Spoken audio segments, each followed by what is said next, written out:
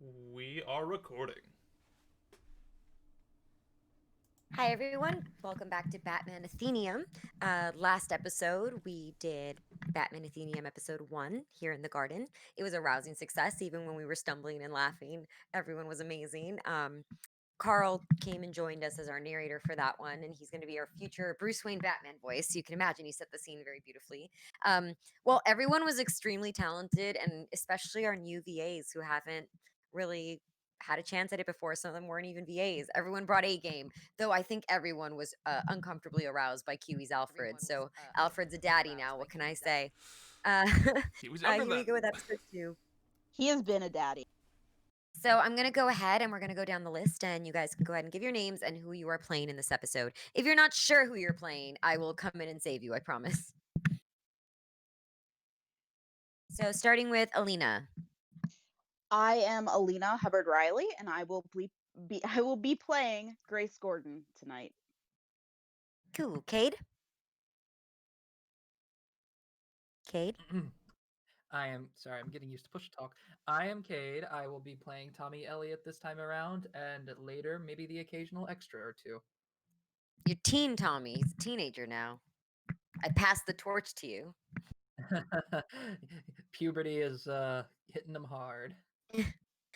James? Hi, my name's James Riley. I am going to be doing some extras in this episode. Jazzy. I'm Jazzy Oliver. I will be voicing the part of Harvey Dent. That's where most of our bisexual energy tonight is going to be coming from. So Jazzy he's got a lot of weight on your shoulders, but I think you can bear I am hyped. it. Kiwi, Dylan? Hi, I'm Dylan, Night Kiwi in my most socials, and I'm going to be playing Alfred. Everyone's ready for Daddy Alfred again. Daddy Alfred, yay! Mickey, I don't think you and I have anyone this episode, huh? So I think if Mickey and I do end up voicing anyone, we'll probably just be assorted children to help out the extras. Yoshi, do you want to go ahead? Sure, I'll be playing teenage Bruce Wayne. You got to carry a lot of angst. Oh, Narrator I this do. time. I'm sorry, can you repeat that? I was like, who's filling in for the narrator this time? Chris is, but he's on his way. He's almost here. So we're just gonna finish wrapping this up before. So he'll be here by the time we're done. Sorry, Yoshi. Can you go ahead? I think you got cut off there. I said I will bring the angst as much as possible. Oh, I'm ready for it. Joel. Yes, sorry, my volume was turned down. I literally just turned it up. I'm here. But... Introduce yourself. Huh? We were introducing who we're playing. Oh, I was playing Commissioner Gordon, but this time I think I'm playing a dude bro. Yes, Yeah, I think I'm we're playing all... a dude bro. Yeah, just like the douche bros. Tay, do you want to go ahead and introduce yourself since you were not here for episode 1? Wait, me? Yep. Yeah, I'm doing teen Gilda Arkham. Cool. Sophie, do you want to go ahead? Hello, my lovelies. I'm going to be doing young Oswald Cobblepot. Which I'm so excited for because you are one of the only people in here who can actually do a Cockney accent without it leading to disaster, like when Stephanie and I tried it. Real quick, Carl has returned to the call. Carl. Carl. Cloudy. Hi, I'm Cloudy, and I will be even more extras. You're always extra in my mind, but that's a good Aw, thing. thank you. Surfin. My name is John Archer, and I will be voicing David Cain, who is a very bad man. He's evil Alfred. We've got sexy Alfred, and now we got sexy evil Alfred. I know no one's gonna get this joke, but you're a very bad man! Go to the cornfield! I do get that joke. I Any absolutely get Bravo that one? joke. That is the most terrifying. Are you That is the most referencing Johnny terrifying Bravo? episode. For No, those who she's don't know, referencing, what there's is it called? It's a great life. Is that what Yeah, it's it's called? something like that, but it's an episode of The Twilight Zone where this little kid has, I guess, like, weird mind powers, and, Yeah, he's basically this town omnipotent. is fucking terrified of him, and, they have to do what he says, or else they either get sent to the cornfield or transformed into horrifying beings, and it's just crazy. There's also a sequel where he has a child. There's which a is sequel? horrifying. Yes, never there is seen a the sequel. sequel. You'll have to look it up. It's not pleasant. And I don't know if like it doesn't stand up in terms of the visceral horror. But yeah, he has a wife and a child, which has horrifying implications. Oh my god. Yeah. There might be a threequel. Yeah, I everyone's don't. scared as hell of this student. Oh, Steph came back. Hey, Steph. Do you want to say hi? Hello. So, for anyone who missed episode 1, Batman Athenaeum was designed to be kind of a retelling of all the most beloved Batman stories from all the decades since he came out. But anyone who loves comics or anyone who's ever tried to love comics might know because it's been around so long, these stories have been told multiple times, different reboots, universes, continuations. It can be really hard sometimes to follow like what continuity this is. Does this character exist here? Do these characters know each other? Is this character still alive? Like it can be hard to follow. So um was there a crossover somewhere else? Did I miss a plot point? So this is designed to tell the most beloved Batman stories in one cohesive timeline and continuity. So if you're new, don't know a lot about DC or Batman, you're welcome here. Shouldn't be too much trouble. You'll be fine. If you're a fan, you might have fun catching the little Easter eggs and setups for later things.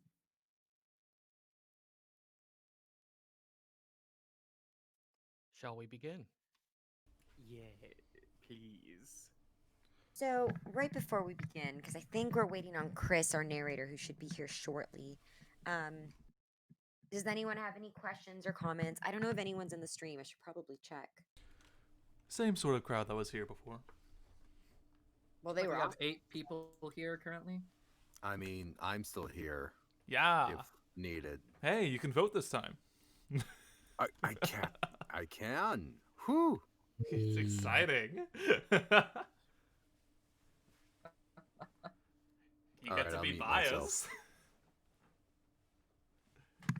I think it's going to be fun because we're going to have Alfred and David Cain. So we're Yeah. going to have like a lot of tension between those two. So that's going to be fun.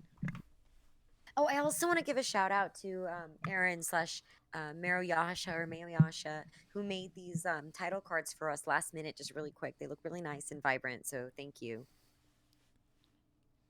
And if you're wondering, that picture is supposed to be young Bruce Wayne and young Gilda Arkham right outside the Arkham Manor. Not the asylum, like manor. So I think we can probably start.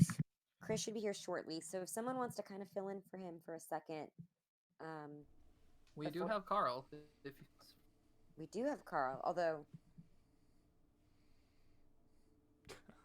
you feeling it still, Carl? You're kind of like You're I'm muted retired right now if you're talking. Gotta say that's a negative. Well, I was thinking maybe Joel. Would you like to be narrator Oh, until? wait, What? Carl, What? No. I got distracted because I was like, oh, we don't need Carl. Chris is on the way. Well, I never said that. No. I mean, I got the impression Chris was on the way. So, I mean, unless you want to get the show rolling. He's gonna be here shortly. He probably just got stuck in traffic. Well, yeah, the way Dallas is. Oh my God. Ugh. Yeah, well, he has to go all the way to Waxahachie, so it's like, oof. Yes, very true. And I've been there, and yeah, it is what it is. So, How do we want to if we split want to these go extra? ahead and get started. Well, Wait, okay. Let me close my little booth up. Let me pull my little script up. Oh, for the record, real quick, the guy with the crazy costume posted in the chat is Cosmic Boy. Cosmic Boy, riding the waves of space. Wait, what? Aren't you glad you guys are spending your election night with us and not watching CNN or Fox or whatever you're Yeah. Welcome to Erection Day, where everybody gets fucked. Did I just? Oh, wow. You're not wrong. Oh, Somebody boy. had to say it. Bravo, brave girl. Well, something's rising. It's the tension. Hello. Oh Good night, everybody. We'll see you next week, folks. You all. Good night, everybody. Good night, everybody. All right. So I've decided instead of action, I'm gonna say and justice. Ooh. I think that'll. Ooh. So everyone got the script Kinky. and justice. Interior, Wayne Manor, No, ballroom. we gotta do the title. I swear, if you do that, I will anyway. I hear it and I read what's in front of me and I. Okay, I'm gonna get this. I'm gonna get this. Just Where's mispronounce her Steve name as Bloom revenge. creature? It's like the works cited page. You just never remember it.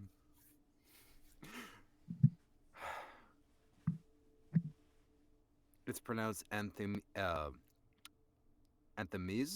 Athenaeum, like Athena. Athenaeum. Anyone it's wondering not what an Athenaeum? Athenaeum? If anyone's wondering what an Athenaeum is, it's like an archive, records, collections, library, something like that. Lucia, that's pronounced Athenaeum. Oh, is it? I always heard it Athenaeum. Yeah, I'd always heard it Athenaeum too. Athenaeum. I worked Gotcha. at, Isn't I worked Athenaeum at like, Boston isn't that a- Athenaeum. You know, It it might- could be might one be of those both. things. It could be one of those things I where say there's two it's pronounced pronunciations. Or many pronunciations at this Tomato, point. tomato. All right. Well, and In What's the it all words about? of the famed psychic Sean, I can't remember his last name.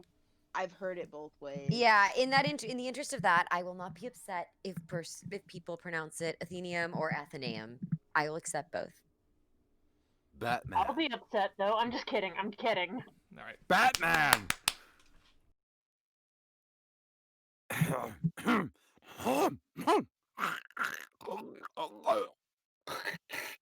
Gross. Athenaeum?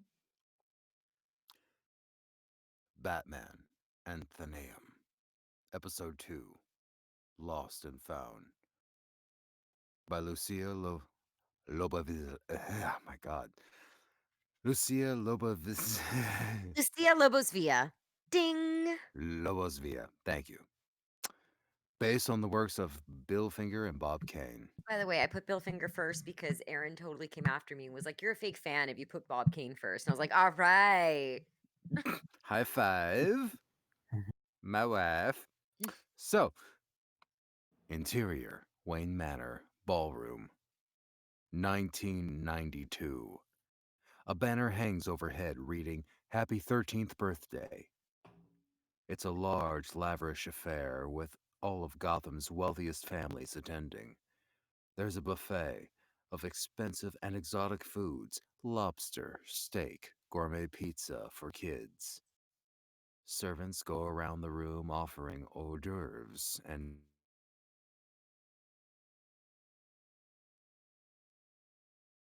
it's outside playing. But Bruce is strangely not among them. Alfred makes small talk with guests. So glad you and the kids could make it out. Where's the birthday boy? Bruce, you know teenagers. I'm sure he'll be down soon. A server approaches Alfred and whispers to him. If you'll excuse me, it seems we're running low on red wine. Alfred turns and walks away, heading down to the wine cellar. Pan 2. Interior, Wayne Manor, wine cellar. Alfred heads down the stairs and to an expensive cellar filled with row after row of luxury wine. He goes over to a row he's looking for and starts pulling out bottles, checking the label and then putting them back. He isn't finding what he wants.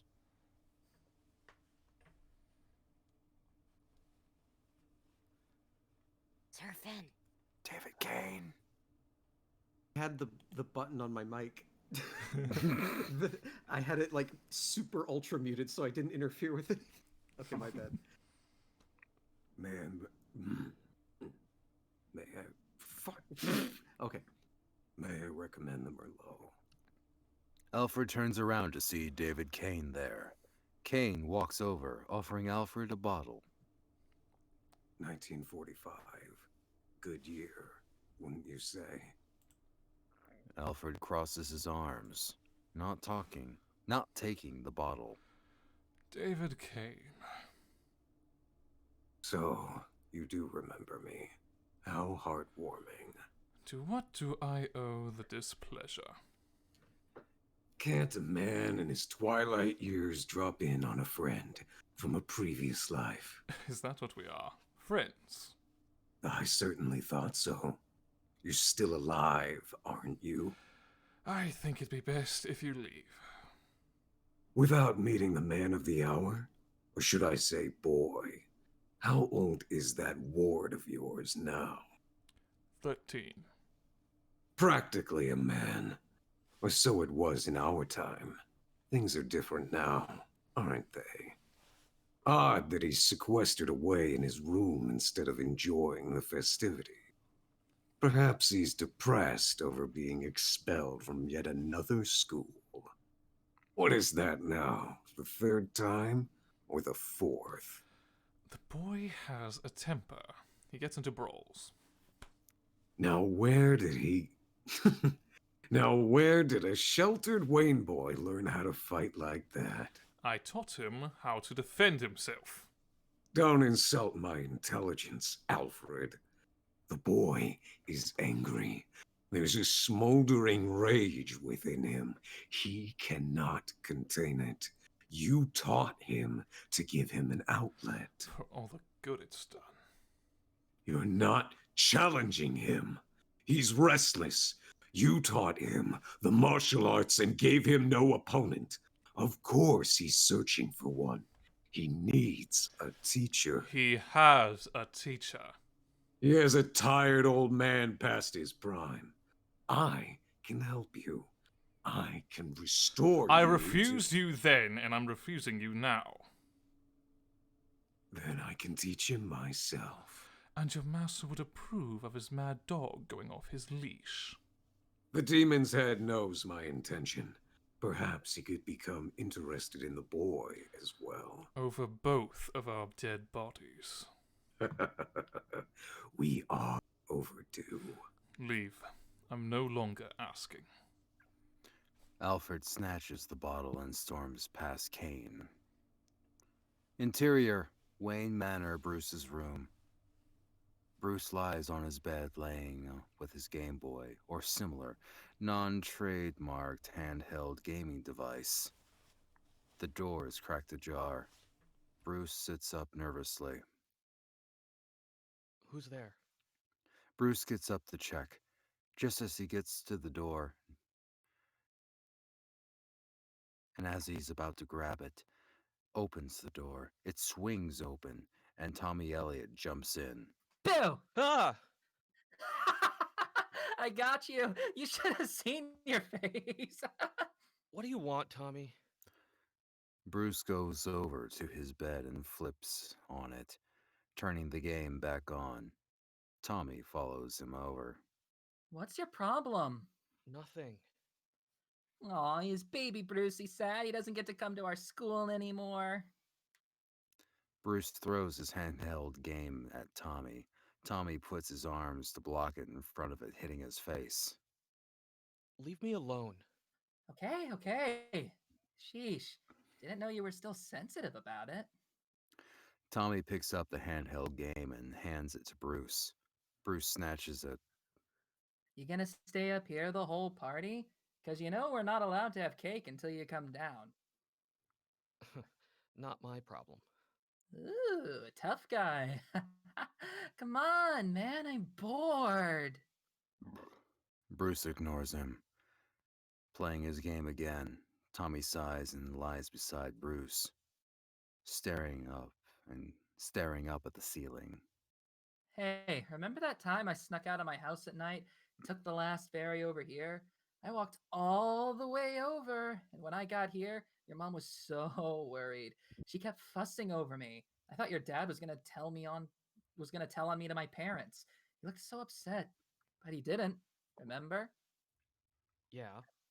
My dad called and told your parents he picked you up for a sleepover, and my mom, she She brought put like a bunch of blankets on the theater room floor, brought us snacks and cocoa. We spent the night watching movies.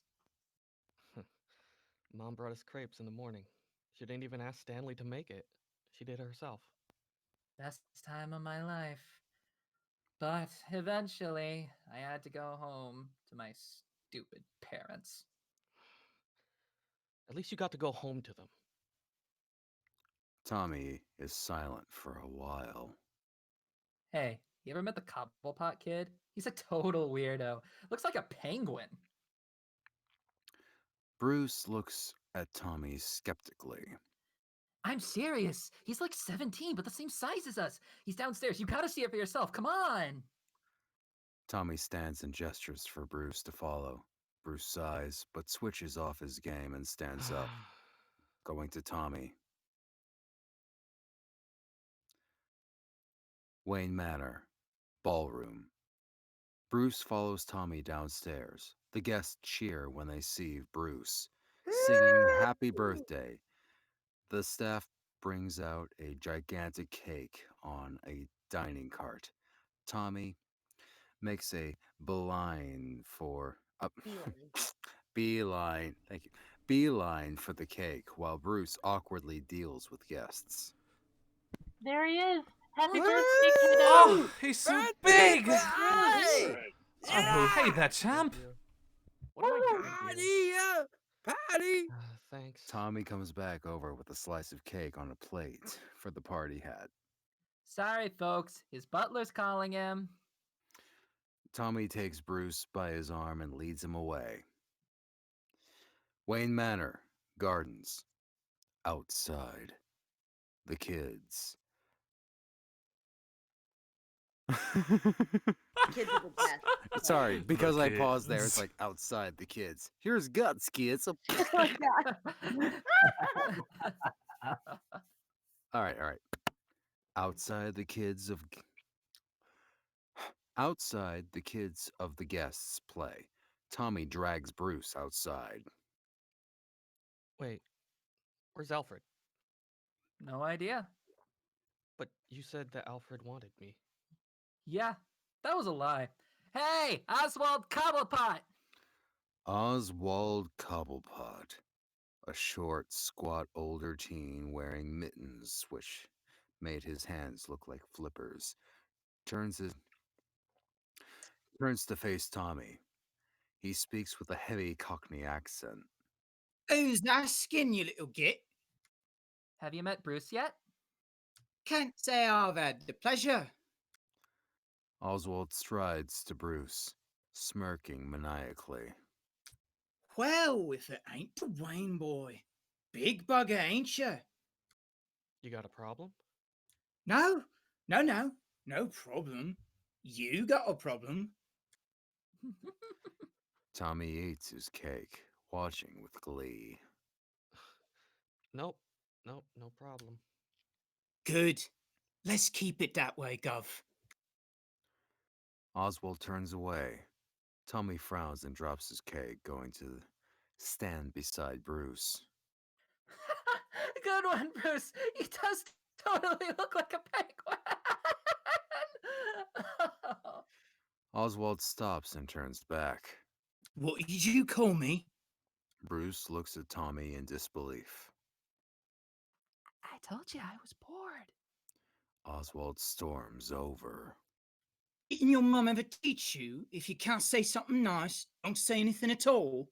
Or did she and dear old dad get their brains blown out before they passed on that particular chestnut? Oswald sticks his face in Bruce's, but Bruce refuses to back down. Don't talk about my parents. Oh, yeah? What are you going to do about it? If you're as incompetent as old Manioles, I bet you'd go down like a back alley or, like your mother. Bruce sees red and socks Oswald square in the jaw, sending him falling to the ground. Bruce stops on top.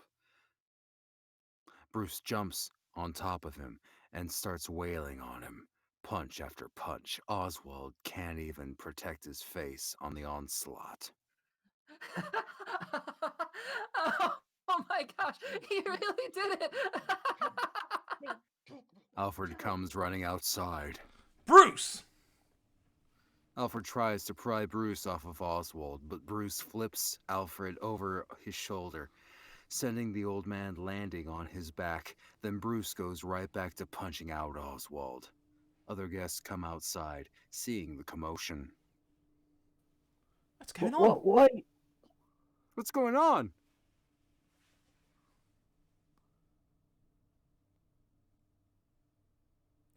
Get off of him! David Cain suddenly grabs Bruce by the shoulder and yanks him out into the air, pulling him off. Bruce swings wildly at him, but Cain grabs the boy and subdues him in a full Nielsen. The Cobblepots rush over to help Oswald up, nursing his bloody nose. Alfred gets up, Shakily. Thank you. Alfred gets up shakily, looking over at Bruce. David Cain gives Alfred an "I told you so" look. Wayne Manor, library. Sometime later. The guests are all gone. Alfred sits across from Grace Gordon. The sound of the grandfather clock ticking loudly sounds in the background. She looks over some files and sighs, shaking her head. This is a mess. The Cobblepots aren't cowed school administrators happy to settle for expulsion. They're pressing charges. I am truly, deeply sorry. It won't happen again. So you keep saying. I'm running out of options, Mr. Pennyworth. Best I can do is get Bruce set up with a diversion program to avoid juvenile hall and a criminal record. But it won't mean anything if it just happens again. I've taken him to the best child psychologist in Gotham. I'm at my wit's end, Miss Gordon. No local school will take him anymore, and homeschooling will be making him more restless. Grace sighs, thinking. She goes through some files and pulls out a pamphlet. I may have one idea left. It's a Hail Mary, but... She hands Alfred a pamphlet. Alfred puts on glasses and reads it. Brentwood Academy. It's a private boarding school for troubled kids. Elite, expensive, but you can afford it. It's all I have left to offer. Grace stands, collecting her thoughts, collecting her things. Alfred follows, shaking his head. And her hand. Repeat it again. What? What'd I miss? Double check it. Grace stands, collecting her things. Alfred follows, shaking her hand. I understand. No, guys, of course, Carl ate the hand because his stomach was doing the rumblies. Yeah, I haven't eaten. God. Carl. I got thrown into this. I do know hand. If it makes you feel better, Carl, I know what it's like. I have no regrets at all. I don't either. Hand. All right. Sorry, Okay, guys. Bill. Okay. Yes, I know. Carl and hands is like 37 and stabs. So, anyway, the line, Pennyworth. I understand, Miss Gordon. Thank you. Brentwood Academy, dorms, outside the entrance. Alfred pulls up in a limousine. He steps out and comes around to open the door for Bruce. Bruce steps out wearing a school uniform, holding a suitcase and a duffel bag. Alfred shuts the door behind him and then affectionately fixes Bruce's tie. Bruce shrugs it off. So, this is where you're pawning me off to. It was... I'm doing no such thing. This wasn't my ideal choice, believe me. Bruce starts to walk past him. Alfred places a hand on his shoulder to stop him. Master Bruce, please remember, this is our last chance. Stay out of trouble, and I'll let you train with the man you met at the birthday party. I got it. I know the deal. Bruce shrugs Alfred's hand off and walks towards the front door of the building. I'll be by to pick you up for the holiday break. Bruce ignores him and goes inside. Stay safe. Brentwood Academy. Dorms. Hallway. Bruce walks down the hallway looking at the form that tells him his room number. He finds that room and unlocks it. Goes inside. Brentwood Academy. Dorms. Bruce's room. Inside, there's a bunk bed. A bottom bunk is covered in books and school supplies. Bruce goes over and starts to Bruce goes over and starts putting his stuff on the top bunk. Harvey Dent comes out of the bathroom, brushing his teeth. Hey! The top bunk's mine! Bruce pauses and looks at Harvey. I don't see your name on it.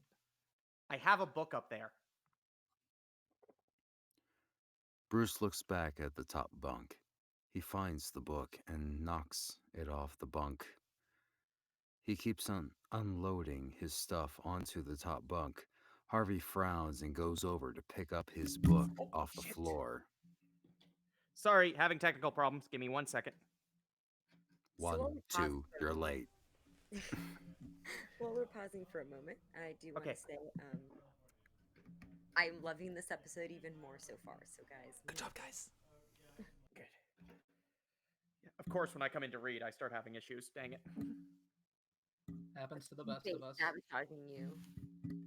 Also, may I just say, like, the scene between Alfred and David Cain, whoa! Tense. Yeah, like butter. That Just, was You know, that Love the solid That snake was really voice. good stuff. And The it Yeah, I battle think of it sounded like sentences. Solid Snake Okay, too. I'm good. Okay, I'm guys. not doing so. It's okay. All right, we're ready to go. All right, And 1, Justice. 2, 3, go. I'm Harvey Dent. Harvey waits. When Bruce doesn't acknowledge him, Harvey shakes his bed and smirks. We're not at that point in the relationship yet, Shakes his head and smirks. but why is this? Sorry, hold on. Why is my mic being like this when I finally get to read? Come on. Been there, done that, bro. But we can still hear you, so you can go ahead. Yeah. Yeah. Okay, so I just gotta hold my mic with one hand now. God damn it. Oh no, Right. you're not doing it with an arm? What? I do have an arm, but it's falling Okay, we over. can It's do it. So, slipping. Harvey, No, He no, has not an your arm. human It's- arm. Let's go. guys, Yeah, it's connected to we can do his it. hand. We can still do it. Let's go. All right. Harvey shakes his head and smirks. Don't worry. I already guessed who you are by that spoiled entitled attitude. You must be Bruce Wayne. Bruce stops unpacking and looks at Harvey. That's funny. I see you here at the same rejected rich boy school as me, except I've never heard of you. Bruce starts climbing up the ladder to the top bunk. Harvey calmly walks over and yanks Bruce off the top ladder, ready to fight. Bruce puts his fists up to fight, but then thinks better of it and then drops them. Ugh. You know what? Fine. Have it your way. Well, that's mighty generous of you. Harvey smugly climbs into the top bunk and settles in with his book. Bruce looks over to the bottom bunk. Hey, who just came in? Might be Chris. Yes, me. You made it. So, Chris, we did have to start But if you go ahead and open the script 2 to page 12. We're at we're at the bottom of page 12. Do you guys want to maybe we should redo this whole scene since there were technical difficulties and stuff? Sure. Yeah, yeah, sure, that works. My bad. Starting at Bruce's room. Yeah. Okay, so that's the bottom of page 11 on the second episode. Close to, yes. So while Chris is getting set up, again, I just want to say that Alfred and David Cain scene, oh my goodness. Yay. Imagine That's saying like the story to Love Never Dies, but it has some jamming beats and like the devil take the hindmost song. Like I was like, that's basically them over Bruce right now. Yeah. Good when the ace is complimenting it. I've got so many compliments for everyone, but I'm going to wait till the end of the show. So we ready? I'm ready. Yep. Yeah. What about you, Chris? Well, I mean, I gotta jump right into it, right? So Chris, do you want to introduce yourself and who you're playing real quick? Because everyone else got to do that. Okay. Hi, I am Chris, also known as Sword of Destiny, and I will be narrating. So that everyone gets a role. Chris just had to work, but it's Yes, time. And thank you I am so much, passing Carl, the torch on to Chris. Thank you, Carl, for filling in last minute and Hey, a beautiful I'm glad to be a part of it. Furthermore, before I get involved later. Mm-hmm.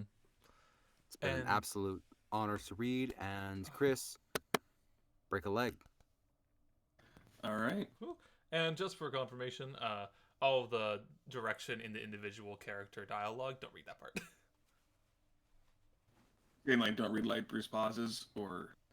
like read everything unless it's under a character name. So if it says something like Harvey Dent, shyly, you don't read the shyly. That's Right, just, right. Yeah. Yeah. Just Right? Let's on justice. 3, 2, 1, justice. Oh, sorry. Do I read the actual setting or no? Yes. Sorry. Yeah. Read So the you're setting. starting at the Bruce's room at the bottom, page 11. Okay. Interior Brentwood Academy dorms. Bruce's room. Inside, there's a bunk bed. The bottom bunk is covered in books and school supplies. Bruce goes over and starts putting his stuff on the top bunk. Harvey Dent comes out of the bathroom, brushing his teeth. Hey! The top bunk's mine. Bruce pauses and looks at Harvey. I don't see your name on it. I have a book up there. Bruce looks at the top bunk. He finds the book and knocks it off the bunk, then keeps unloading his stuff onto the top bunk. Harvey frowns and goes over to pick his book up off the floor. I'm Harvey Dent. Harvey waits. When Bruce doesn't acknowledge him, Harvey shakes his head and smirks. Don't worry, I've already guessed who you are by that spoiled, entitled attitude of yours. You must be Bruce Wayne. Bruce stops unpacking and looks at Harvey. You know, that's funny. I see you here at the same rejected rich boy school as me, except I've never heard of you. Bruce starts climbing up the ladder to the top bunk. Harvey calmly walks over and yanks Bruce off the ladder, ready to start a fight. Bruce puts up his fist to fight, but then thinks better of it and drops them. Fine. Have it your way. Well, that's mighty generous of you. Harvey smugly climbs up to the top bunk and settles in with his book. Bruce looks over at the bottom bunk.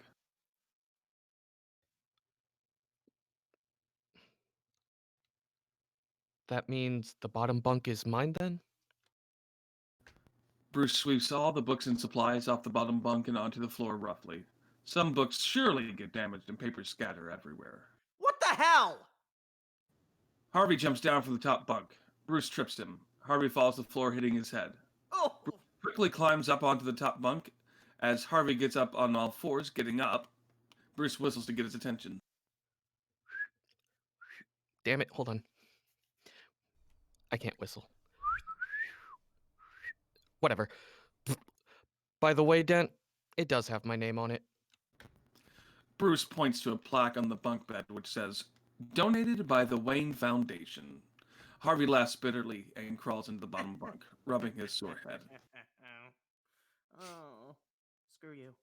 Aw. Nice to meet you, too. Interior Brentwood Academy, class. Bruce sits near the back of the class, keeping to himself. The bell rings. All right, class. Remember to read the first. Oh, sorry. Remember to reach the first 3 chapters and answer questions 1 to 15 in your workbooks. Class dismissed. Everyone gets up to go. As Bruce is standing and slinging his backpack over his shoulders, one of his classmates comes over to him. Hi, Bruce, right? My name's Gilda. Gilda Markham. Bruce gives her an odd look and brushes past her, going into the hallway. Gilda follows. Interior Brentwood Academy hallway. Bruce goes down the hallway. Gilda catches up to him. Wait up. I heard you were enrolling here. Didn't expect it to be so soon. Let me know if you need help with anything. I could give you a tour of the campus sometime. Bruce doesn't respond. Gilda continues on cheerily, not letting it get to her. Hey, do you like tabletop games? You know, like board games or D&D? Would you want to sign up for Tabletop Club? I'm asking because I'm in Tabletop Club. We can hang out. Bruce continues to ignore her. We could also just talk about whatever. I'm so sorry about what happened to your parents. Leave me alone. I'm not an idiot. I know exactly what you're doing, and you're disgusting. And I don't want anything to do with you. I think we missed the directions there right before you. That's an interruption, right? Yeah, that's true. Well, just so we know, Bruce stopped walking world on her to lay into her. Do that. That So was I'll my just bad turn off. writing it that way. Bruce storms off. Gilda stands in the hallway, alone, looking down at the floor and trying not to cry. Interior Brentwood Academy dorms, Bruce's room. Bruce walks into his room only to find Harvey on the top bunk, studying. Check it out, roomie. Harvey points to the plaque on the bunk bed. He's scratched out the Wayne name and carved in Dent. Bruce clenches his fist, tossing his backpack off, but just gets in the bottom bunk, exhausted. Bruce shuts his eyes and hears his parents. I didn't know I had a line. Give me a sec. Flashback line. No, please! Don't hurt him. I'll give you whatever you want. The sound of gunshots and Bruce's parents' screams. Bruce's eyes snap open. Interior Brentwood Academy dorms, Bruce's room, night. Bruce sits up. It's night. Bruce must have dozed off. Bruce gets up and looks over at the top bunk. Harvey is fast asleep, snoring lightly, a book on his face. Bruce goes over to the window and opens it quietly, then climbs down the building. Exterior Brentwood Academy dorms, outside the entrance. Bruce hops the fence and gets out of there. He looks at an address on a sheet of paper. Exterior abandoned warehouse. Bruce shows up at the address. It's an abandoned warehouse. He goes inside. Interior abandoned warehouse. Bruce sees a sparse training facility has been set up for him. There's a punching bag, some training dummies, and a mat in the center of the room. David Cain stands on the mat, his back to Bruce. You're late. Never a good sign. I wonder if you're truly ready. Bruce scowls and charges at Cain angrily. Cain bodies Bruce easily, sending him to the ground. Again. Bruce goes for it, only to get sent to the ground again, and again, and again, and again. Disappointed. Do you even know why you fight? Is it just raw anger? No purpose? No conviction? No wonder your strikes are so sloppy and empty. I have so much work to do. Interior Brentwood Academy dorms, Bruce's room. Bruce climbs in through the window and sneaks over to his bottom bunk. He slips in and falls asleep. Interior Brentwood Academy dorms, Bruce's room, morning. A knock at the door wakes Bruce. Harvey gets down from his bunk to answer the door. Yellow.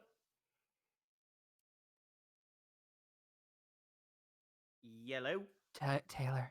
Oh, Taylor, that's hi. you. Yeah. Hello? Is Bruce here? He's asleep. Can I help you?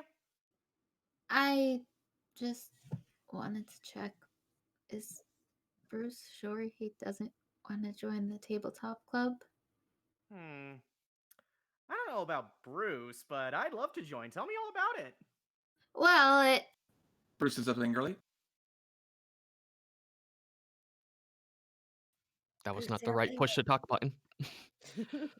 So now you're chasing after any rich boy interchangeably? Do you have no shame?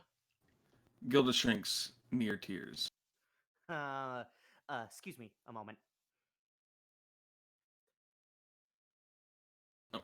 Harvey goes over to Bruce and grabs him by the collar, lifting him up. For your information, I'm the one scholarship student around here. I'm not some spoiled rich brat. Which is why I know that's no way to treat a lady. Bruce shoves Harvey off of him. Fine. You take her then. Gilda breaks into tears. I'm sorry. I didn't make you fight. Gilda runs away. Harvey sighs and shuts the door. This is your fault. Bruce gets up and starts changing into comfier clothes. Harvey notices bruises on his arms and back. Whoa, what happened to you? Bruce sneers and then climbs up into the top bunk. He pries the plaque off the bed. I'm taking a nap. Don't bother me. Bruce rolls over and goes to sleep. Harvey looks at Bruce concerned. Interior Brentwood Academy. Class. As the teacher lectures on, Bruce takes his notes. His sleeve scrunches up a bit and shows bruises on his wrist. Harvey notices from the desk next to him and leans over. Psst, what's that about? Mind your own business. Bruce pulls his sleeve down over his wrist and hand. Harvey rolls his eyes and looks over towards Gilda's desk. It's empty. Psst. What? That girl isn't here today. I'm gonna head to the tabletop club after class to check on her. Wanna come? I'm busy. Selfish. Shut up. Bruce, Harvey, something to share with the class? Bruce glares at Harvey. Just discussing our notes. Please continue. Save it for after class, okay, boys? The teacher gets back to lecturing. The bell rings. Exterior Brentwood Academy. Oh, did I skip something? I think we're good. Go ahead. Okay. Exterior Brentwood Academy, outside the entrance. Bruce exits along with his classmates. Yeah. He walks down the street. Interior Walson's pharmacy. Bruce enters and picks up some antiseptic and bandages. He pays for it at the register and exits. Exterior and outdoor shopping center. Bruce sits on a bench and takes care of his cuts and bruises with the antiseptic and covers them with bandages, including to conceal the bruises. He sighs and then gets going. Exterior, abandoned Arkham Manor. Sunset. Bruce heads back. He passes by the abandoned Arkham Manor. The sunset has painted the sky in vibrant hues of red and purple, and the light shines down in the moody orange, casting haunted shadows from the looming, crumbling manor. A cast iron gate closed with heavy chains keeps it out of reach for trespassers, and it remains cold and untouched. A gust of wind blows by ominously as Bruce passes by. He holds onto his coat, stopping to shield himself a moment. When it's past, he stops and looks at the plaque on the gate. It reads Arkham Manor, but a far more recent sign has been slapped on reading Condemned. Bruce looks up the building. It's dilapidated with crumbling walls, peeling paint, and broken windows. But in one window, Bruce thinks he sees a shadow. He squints and moves closer. An even stronger gust of wind nearly blows him back. Bruce grabs onto the gate to steady himself. He looks up, then to see someone a little ways down the street, looking at the same manor. It's Gilda. She stares up at the manor as if mesmerized. And although the wind blows violently around her, Gilda herself does not move. She does not even blink. Her vacant expression gives Bruce the chills. And the whistling winds sound almost like screaming. Once the wind gets softer, Bruce approaches. calling out to her and waving. Hey! There we go. Gilda turns to look at him, empty eyes wide. Then just as swiftly, she turns around and flees down the street and out of sight. The wind stops. Bruce drops his hand, confused. Interior Brentwood Academy dorms, Bruce's room. Bruce enters. He finds Harvey sitting on the top bunk, cross-legged and awake, waiting for him. Welcome home, honey. How was work? Bruce rolls his eyes and puts his stuff away, taking off his shoes and coat, getting settled. And why aren't you at Tabletop Club? I went. Gilda didn't show. Turns out she's the only member of Tabletop Club, so there's no point in staying. Now, let me ask you a question.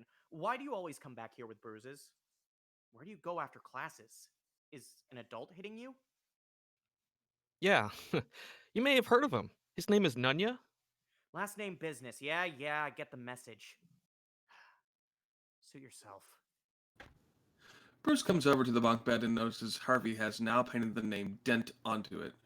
Bruce scoffs and gets in the bottom bunk to rest.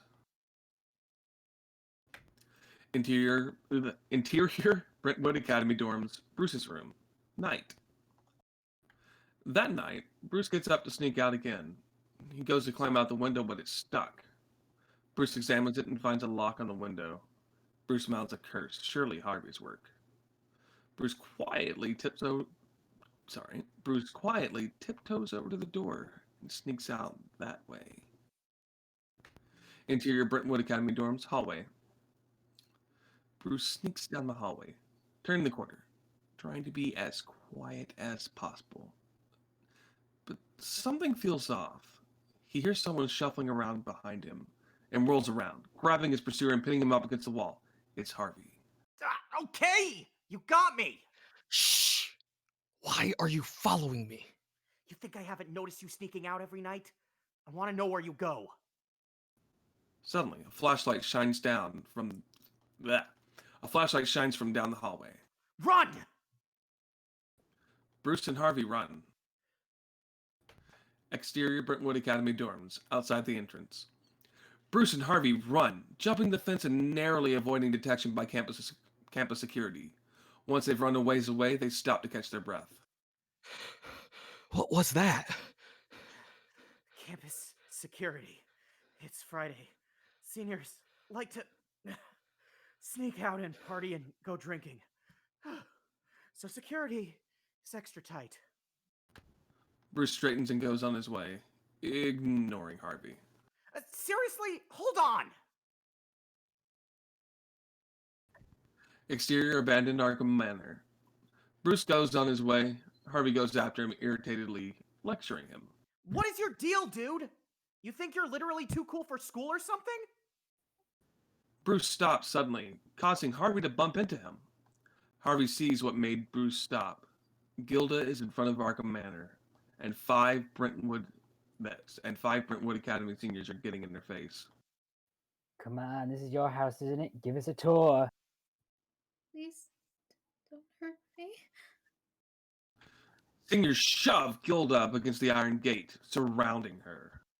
What are you scared for? Like, you're the Arkham here. You gonna chop us up into little pieces and hide us in the walls of your manor? No. What? No spooky Latin. Sorry. What? No spooky Latin chanting? No eyes rolling in the back of your head and speaking in tongues? Good one, bro. 4 and 5, high five. Hey, show some consideration. As seniors of Brentwood Academy, we should be gentlemen. Maybe she needs a little motivation. Hey! Leave her alone. The seniors turn and look at Bruce. Harvey steps away from Bruce like, I'm not with him. Who the hell are you? Did I stutter? Step away from the girl. Am I imagining things? Or did some punk freshman just talk to me like that? Dude, I think that's the Wayne kid. No way, it totally is. In that case, as one of our own, I'm going to give you this one chance, kid. Walk away. This doesn't concern you. Bruce comes over and stands in front of Gilda, getting between her and them. Yeah? Well, it does now. Ooh. Well, boys, think it's time we teach our underclassmate a lesson. School's in sesh, Brucey. While Senior 1 is showing off and laughing it up, Bruce ducks down and sweeps the leg. Senior 1 goes down with a sickening thud. Holy shit. What are you standing around for? Get him! The seniors all attack Bruce. He fights them, keeping them at bay as best he can. But the seniors are bigger and outnumber Bruce. Even with all his talent, there's only so much he can do. One of them gets a punch in, stunning Bruce, while another senior grabs Bruce from behind. A third senior starts socking him in the gut. Harvey watches with increasing apprehension. Finally, his conscience gets the better of him. Damn it! The seniors knock Bruce to the ground. And stay down. The seniors turn to go. Harvey goes over and offers Bruce his hand. Bruce looks up at him, hesitates, but then takes it. Harvey helps him up, and they both look back at the group. Hey, jerk-offs! The seniors turn back and look at them. Don't you spoiled rich kids know how to treat a lady? The seniors charge back at them. This time, Bruce and Harvey work together and watch each other's backs. And this time, they take every single one of those punks down. The seniors end up fleeing. It's not worth it, man. They're freaks. Let's get out of here. Still can. Yeah, you better run! Tell the devil Harvey Dent sent ya! Bruce wipes his own busted lip on his sleeve, and then turns to Gilda. Hey, you alright? Mm-hmm. A flashlight shines on them as campus security comes up to them. Did I say Harvey Dent? I meant Bruce Wayne. Seriously? Roll with it, dude. Interior Brentwood Academy. Hallway. Outside the dean's office. Bruce and Harvey sit in front of the office, bandaged up and holding ice packs over their bruises. There's lockers lining the hallway. We're totally expelled, aren't we? But it was worth it. We made that girl smile. Why were those guys picking on her in the first place? Oh, now he cares. Bruce gives Harvey a serious look. You really don't know? She's an Arkham. Well, technically her mom's an Arkham. Her dad was a Beaumont. I say it was because he's not. I say that because he's not anything now. Oh, Thanks to it's her kind of mom. a weird. It's kind of weirdly written line. It's I say was because he's not. Oh, any- okay. Yeah. I sorry. say was because he's not anything now, thanks to her mom. What? I dare you to make less sense. I'm saying her mom killed her dad with an axe, chopped him up into little pieces, and hit him into the walls of the old manor. Gilda witnessed the whole thing when she was just a baby. Her mom's in Blackgate prison for life now. Gilda was raised by her maternal grandparents. She took the Arkham name from them. Harvey pulls a coin out of his pocket. They say every time an Arkham is born, God flips a coin and decides if they'll be insane or not. Harvey flips the coin. It lands on heads on the back of his hand. A lot of tragedy in that family. Bruce looks down in guilt as it hits him. I'm such an idiot. That is true. But I'm curious what sparked this sudden realization. She said we could talk about what happened to my parents if I wanted to. I thought she was trying to use me. She just wanted to make friends with someone who might understand. That's morbid. And yeah, you are an ass. Bruce doesn't argue. The dean comes out with Gilda. Joel, do you want to do the dean? Hang on, I was just taking a break because I didn't have any more parts. Can somebody else do them? I can do 'em. Sure. I cannot believe you two. Harvey, our scholarship student is supposed to set an example. And Bruce, you couldn't even make it through your first week? I have half a mind to expel you both. Does that mean you have half of mine to let us off the hook? I fail to see the humor in this, Harvey. The dean sighs, but calms himself. But Gilda here explains the two of you were only protecting her for some of our more unsavory students. So just this once, I'm going to look the other way. Just this once. I catch either of you sneaking out or getting in fights again, and it'll be double the consequences to pay. Harvey stands, saluting. Yes, sir. You can count on us. We're a couple of regular Boy Scouts, and there isn't a damsel in distress on the line. Wait, damn it. We're just a couple of regular Boy Scouts when there isn't a damsel in distress on the line. Right, Bruce? Bruce stands, still crushed with guilt. Yeah, sure. Well, see that it stays that way. Now go back to your dorms and don't dare be late to class on Monday. The dean locks his office and hurries off.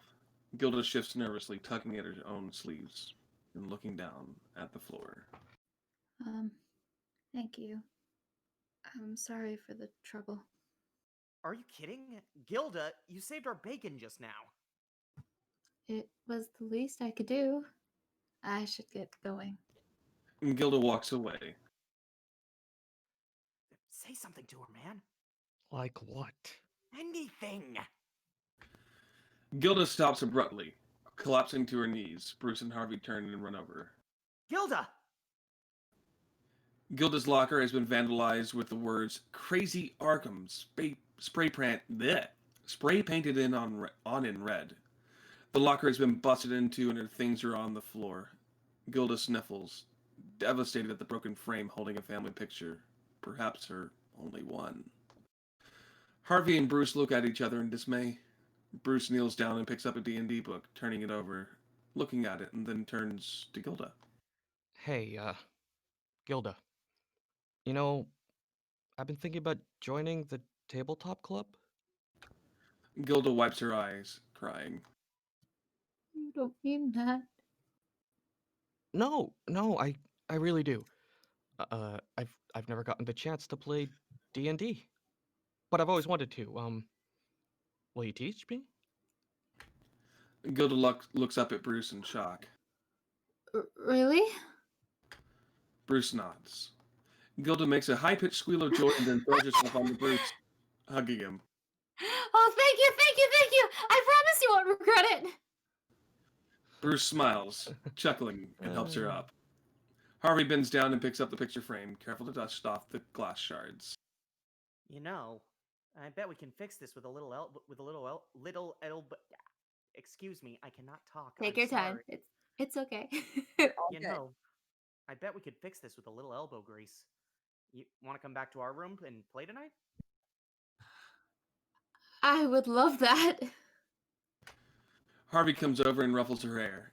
Gilda smiles tearfully up at him. The three of them walk down the hallway, Gilda holding one arm from each of them. Interior Brentwood Academy dorms. Bruce's room. I can words. They arrive at their room. Bruce and Harvey's eyes immediately fall on the bunk bed. The two boys look at each other a bit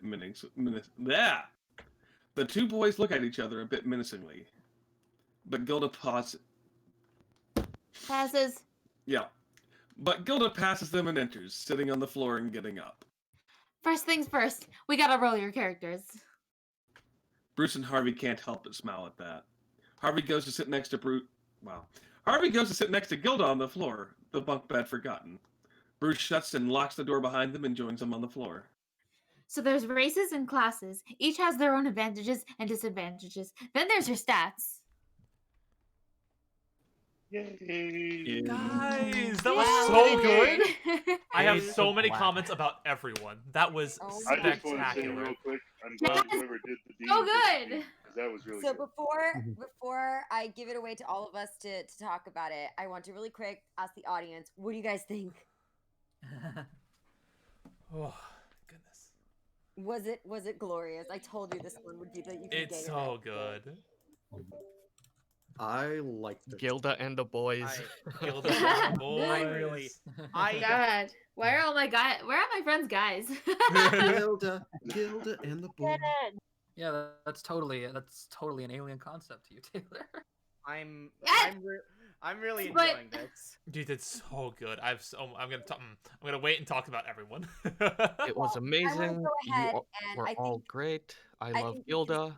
I think we can start that. So I want to start at the top with all of us opening the floor to talking about Alina. And Alina, I continue to love your Grace Gordon and that just exhaustion in her voice of like her and Alfred have probably had this conversation like 50 times by now. And she's just at the point of like, bro, like really? Like what? While still trying to be professional, like this boy's gonna be in goddamn jail. Like what you want? And then like she remembers like, oh right, you're rich. Like you guys don't go to jail. Like bust out Yeah, the I was really trying to sort of imagine what it would be like to be Bruce Wayne's social worker. That's there's so much like I guess it's probably really different from most of her cases. Being in Gotham, where I'm sure there were actually probably a whole ton of orphans. But yeah.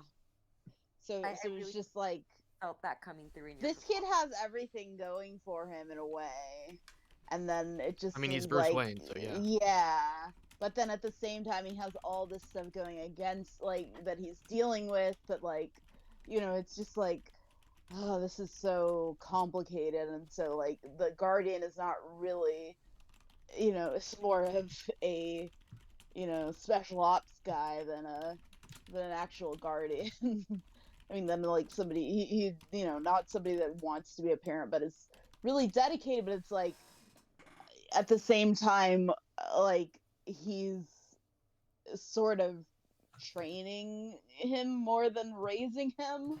doing what he knows. Yeah. Yeah. So to Cade, I want to say, oh my god, it was kind of crazy. You who keeps putting yourself down. Your Tommy, I noticed you were copying my speech patterns. Yeah, that was good. I noticed that, and I kind of did a double take at one point where I was like, that is exactly how I talk, and you copied that. That was incredible. Mm-hmm. You give me way too much credit. No, you Cade! did. I don't know if you meant to do it or if it was subconscious getting in the character and you were thinking of how I voiced it, but there were literally line deliveries there that could have been me with a dude voice. You did a good job and stop trying to get out of compliments. God damn it. Even there, he's copying me. Look at this. Look at this. Nerds. Ah, I just got euphoria from hearing that from Kevin for a first time in so long.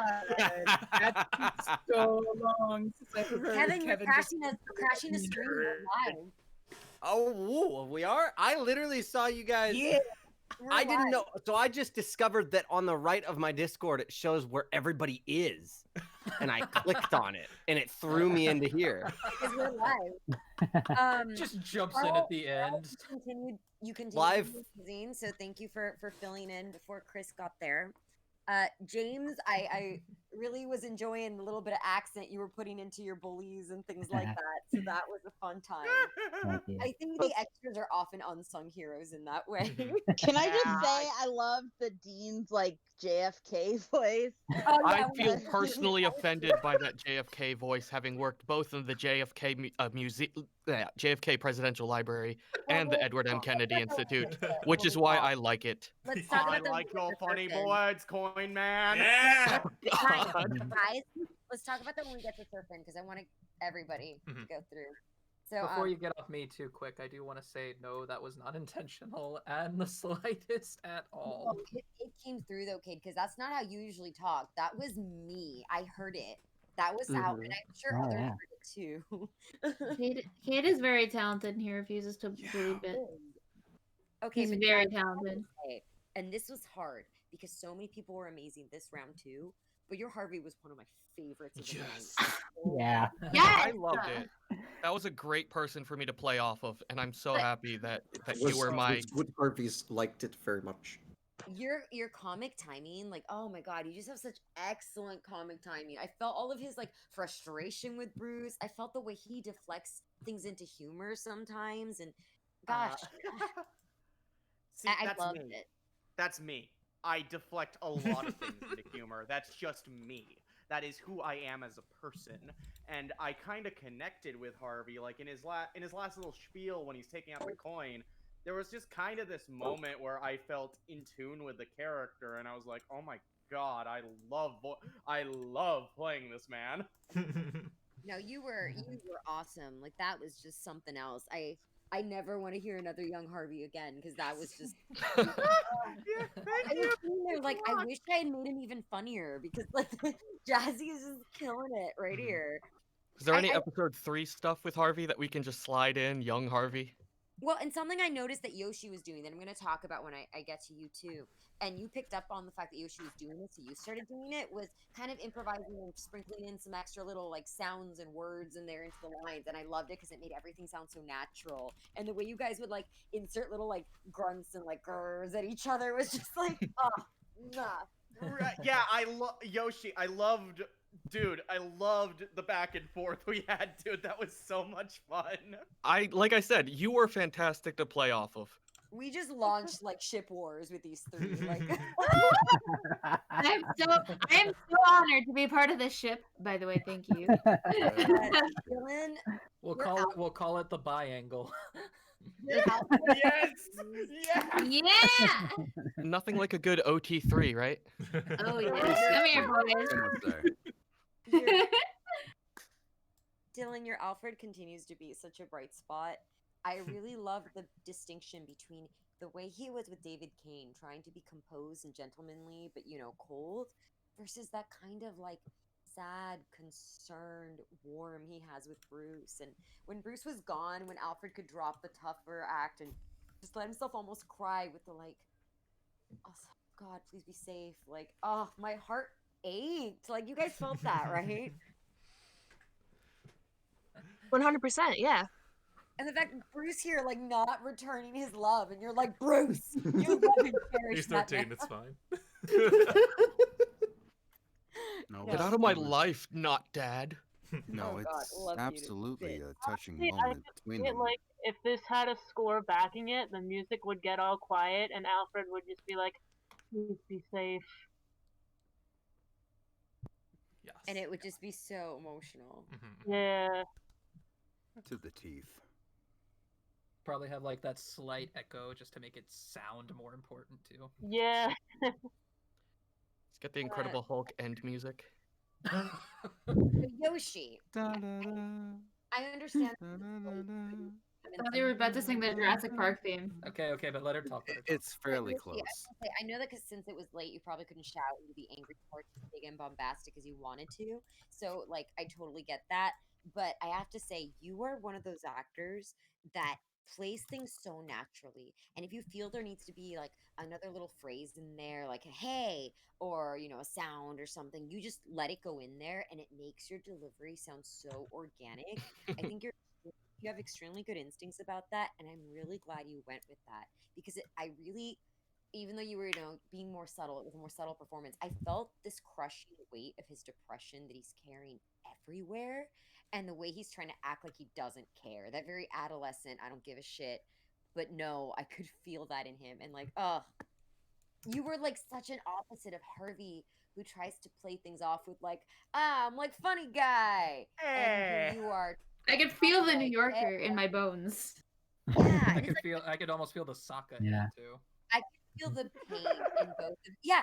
If Harvey had strong Sokka energy, Bruce had strong Zuko energy. Like I could only work off of my scene partners, and my scene partners, both who Harvey and Gilda, they were great to work off of. So, as soon as they went big, I kind of went small and kind of that grumpy, silent type. And whenever there's something that I could do, I absolutely loved it. When it was like, I mean, did I say Harvey Dent? I meant Bruce Wayne. It's just like, seriously, dude? No, yeah, that was one of my favorite things. When like Jasmine like did the laugh, I could like see the anime hand behind the head, like I meant Bruce Wayne. And then I just hear you just add in, improvise the seriously, dude. And I could just like see the expression in my mind's eye, and I was like, oh my God, Yoshi. I was laughing. I'm glad that I had it on push to talk because I was fucking like dying. Well, it's always a pleasure to make people laugh. Well, it worked. of our trilogy, Gilda. And it's so funny because we were all talking about how like adorable and heartbreaking Mickey was as Bruce. And like you're a different kind of like adorable where she's more like kind of awkward and nerdy and shy, and you could just see her sleeves are probably way too long for her arms, and her hair is probably a little like, she doesn't know how to style it, and it probably has way too many butterfly clips in it because it's the 90s, and I just loved her. And I thought all of that just Thank made you. Well, you see, I may or may not know a little too much about being that type of person. But anyway. I just imagined a young Helena Bonham Carter. We love you, Taylor. I love you too. Gilda was the perfect. It was such a tough thing, and I knew it had to be you for that reason because I was like, I want an innocent and I want to protect, but I want it to be different from Mickey's type of innocent and protect because you don't want to compete with Mickey. Like, oh my God, no one wants to compete with Mickey. She's amazing. So I was like, She might kill me. Well, you're a completely different one, so I wouldn't even say it was in competition. And I think that you also inspired feelings of like, oh my God, I just want to protect that girl to the point that we're all kind of rooting for Harvey. I when we're, agree. like yelling at him for making her cry. Yeah. Yeah, I felt bad about that. I was like, oh, this girl. Bruce Wayne is being so mean to her. I don't know about you. I don't feel bad about manipulating Bruce into punching the Cobblepot at all.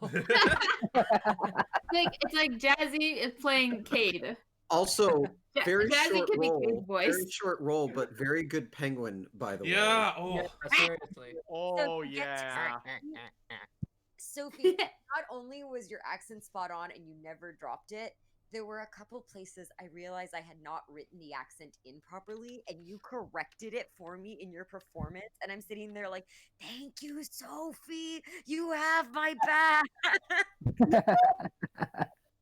Dude, but you were great. Don't worry, fam.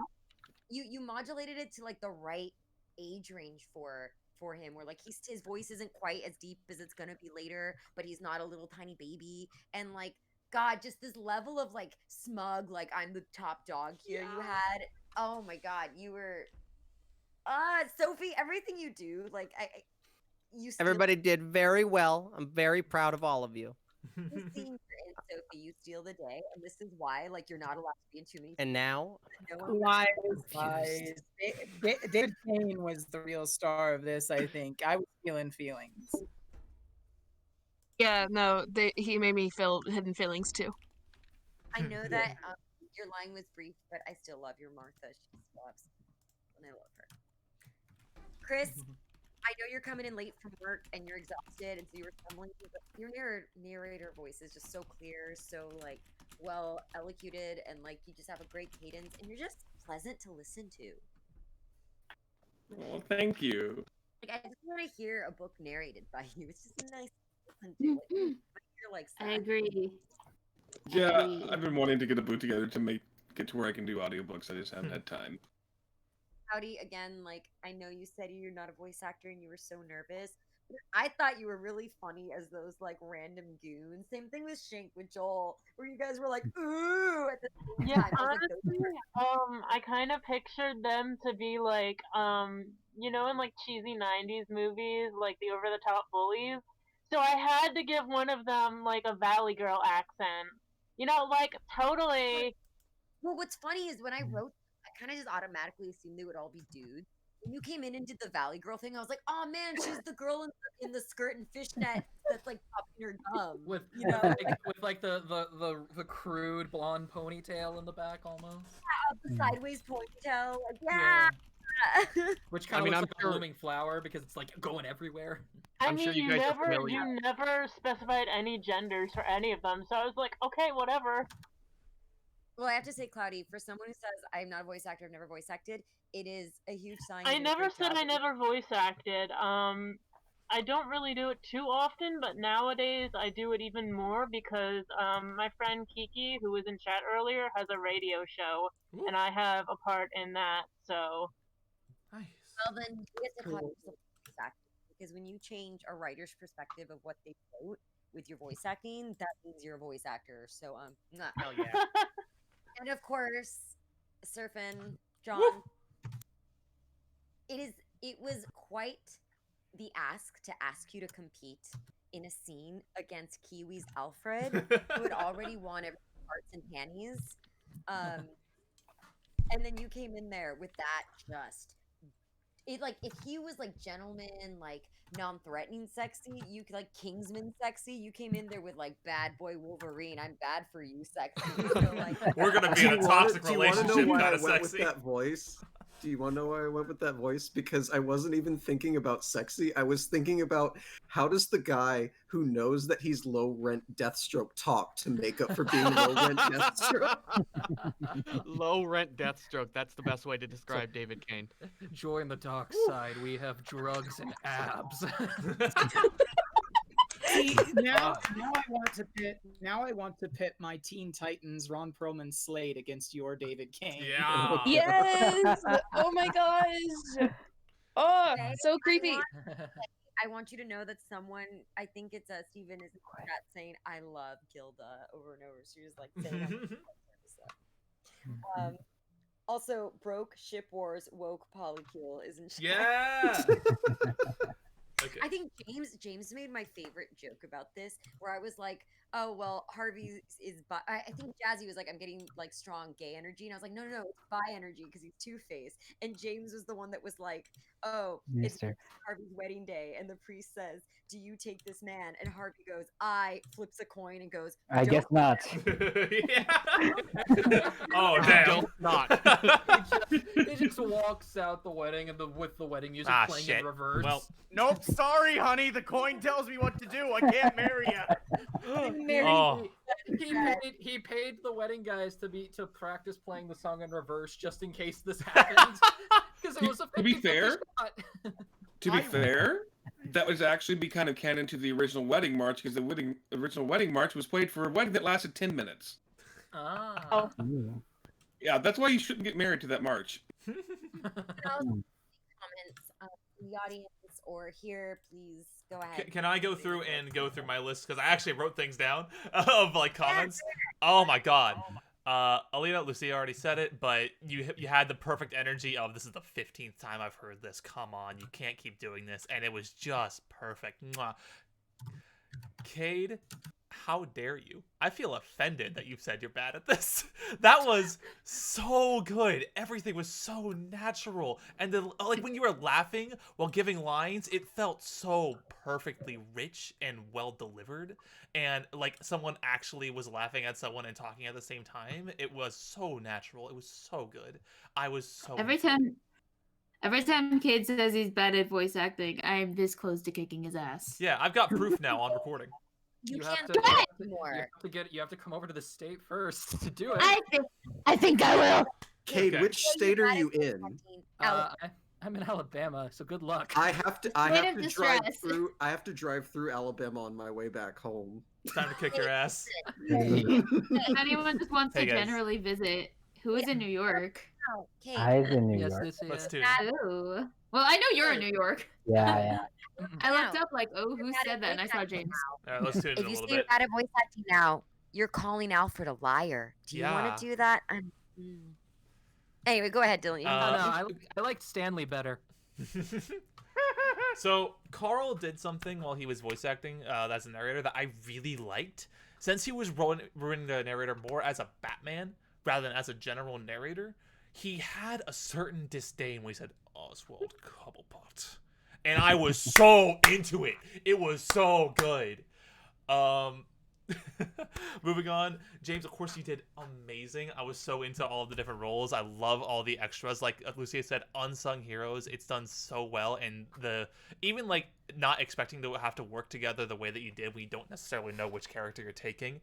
The coordination you guys did in chat, as well as going through and doing the bouncing off each other with vocalizing and actually doing the lines. It was so good.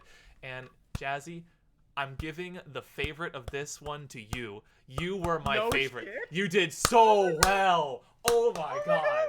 I was so happy with the way you did it. I don't know if it's just your voice and the practice you had with this, but the enunciation and the way of talking just had perfect emotional cadence. You did great. You did amazing at doing the obviously the ab-living, and I'll get to that more later, but everything just bounced off each other so well. It was so natural. It felt so second professional. You did great.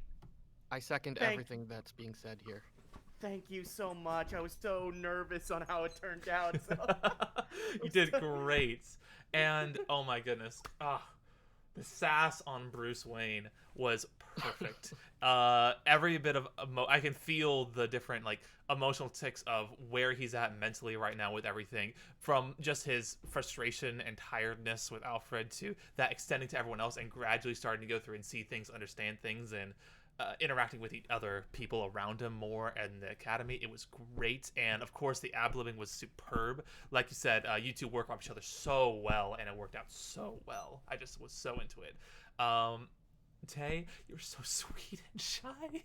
It was so Yes, good. she is. I know that it was just like you're saying that it's just you, but there is talent to be able to do that while reading something. It is not easy to do that, and you knocked it out of the park. That was so great.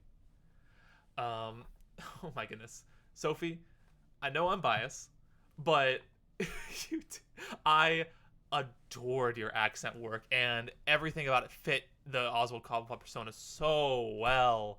Oh my goodness. And I know that obviously like we as in like people from R&R have worked with each other so much on doing little interactions with each other with little work, like little audio clips and stuff, and have like done things together to make that connection work with being able to bounce off each other well and read off each other well.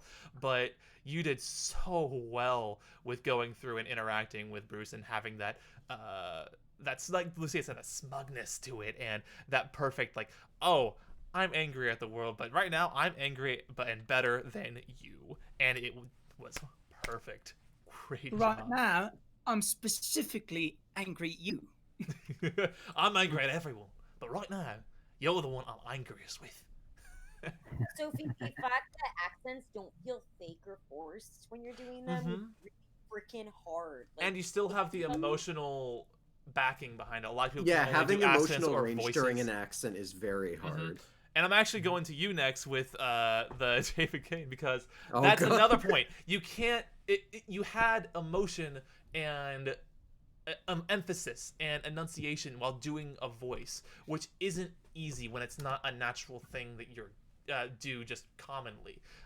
You did so well with making sure that we could hear and understand everything while also still having that really gravelly deep voice and having that intense, this man has been through so much in his life, he's hard and he's grizzled, and it really just fit with the themes of this darker character.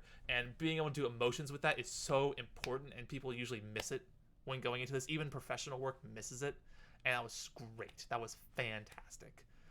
Thank you. Steph, great job jumping in there after short warning. That was Thank you. really hard No to worries. do. I mean, we're still live, aren't we? Yeah, we are. This praise is being recorded. And Chris, your narration was awesome. You had great pace. You could read off something well and be able to have great flow with it very naturally. And that's really hard as a skill to develop. And you also put emotion behind it. So Thank the you. The narration in the second half, it was like after page 11 that Chris had to jump in suddenly, and switch around, and we redid the scene. It worked really well, and being able to go through and take something that I don't know if you've read through it a few times or once or at all, but being able to just take it, look at it, and read is so good. And such a great skill to develop, and it's really hard to do. Like I was saying before, being able to just jump in and be like, oh, a line, being able to do that with narration and still have emotion behind it that fits the scene is so difficult. I struggle with that a lot, and you just knocked it out of the park. It was great, and I am so happy that you're narrating. It felt like very appropriate to various like, I think of like CRPGs, like Divinity. It felt like a narration for that. And it felt very natural and really serving the scene well. It was great. Everyone did such a great job. And I love the first one. The second one, though, oof, knocked it out of the park. Great job, everyone. So I got so busy this week I hadn't had a chance to even look at the PDF. So that was mostly cold reading. Yeah, that was great. I was 100% cold reading for script number 2. Same. It's kind of Yeah, funny. cold reading for me too. It's kind of funny. You said I apparently did preparation. No, I didn't, actually. That was a cold I read. meant like having preparation in that. I don't know, because obviously your natural speaking voice wasn't so far off with the voice you were going for.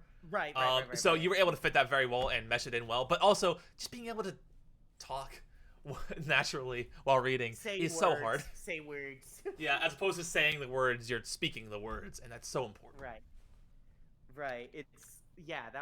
That was a cold read. So I wasn't expecting shit like the monologue at the end, which I kind of just had this moment of being in tune with Harvey on. But yeah, I just want to say, Yoshi and Tay, both of you, you were a blast to with. Thank you so Thank much. you. Thank you. Like I keep saying, you helped me develop which direction Bruce was gonna go into, because I just had to go flop off of whatever you did in the exact opposite way.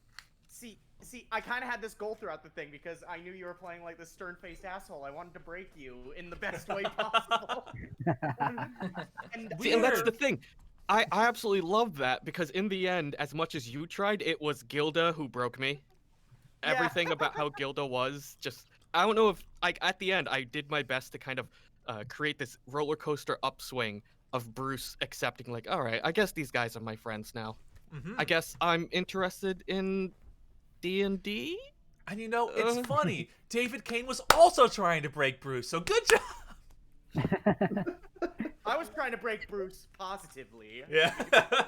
Congratulations, Tay, you broke the Batman. We all know what really broke Bruce, and that's what happened in episode 1. Oh. It was Wow. D&D. It was Dungeons and Darkstalkers. Probably say goodbye to this, but like I gotta tell you, in episode 3, they're like arguing over their characters that they made for D&D, and it's a whole thing. So I have one thing to add. D&D does have, I don't know what the term is, but like there is a in-universe DC equivalent. So if you like doing those sorts of things, like making, like instead of Buffy, they have Wendy the Werewolf Stalker. So if you, I have to figure out, I can't remember what it was. There's like a wiki that shows you like all the equivalents in just all kinds of media of things. I had to Google that, but all I was getting was like D&D, a DC universe, like Yeah, that makes it hard. That makes it hard Yeah. because there are DC universe builds of D&D. Yeah, I'm gonna try and find it. I'll maybe just ask my Drop it in the chat. DC knowing Twitter. All right, so mob. I'm probably gonna go because I gotta study Okay, that test at the end of next week. Perfect. So Good luck. take so, care. let's- I gotta like go to dinner. So, just to go through and wrap bye, things everybody. up, I want to go through and check. Is there Bye. anything else anyone wants to Bye-bye. say before I close the stream? Thank Everyone you. was Thank you all for coming out and watching us screw around like this. also everyone was awesome. the script. Oh, about the script? I have things to say, but I'll say it privately. I can't wait for more. Oh no. Yeah, exactly. I can't wait for more. I had so much fun doing this. The I haven't script done is voice acting stuff in fantastic. so long. I Okay. can't wait love for this more young biased fuck Harvey. It's Yeah. like, it's the best. All right, and I'm gonna end Yeah. now.